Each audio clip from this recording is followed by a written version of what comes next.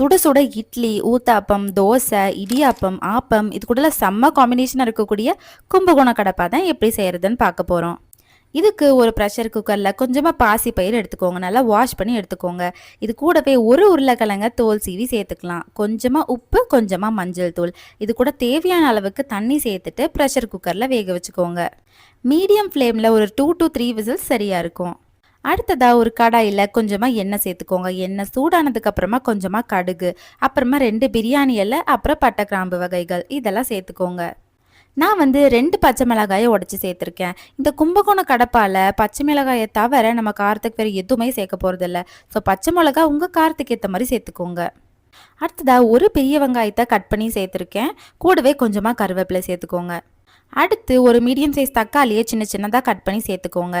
உப்பு சேர்த்து வதங்க விட்டுக்கோங்க. இதெல்லாம் நல்லா வதங்கி வந்ததுக்கு அப்புறமா நம்ம ஆல்ரெடி வேக வச்சிருக்கோம் இல்லையா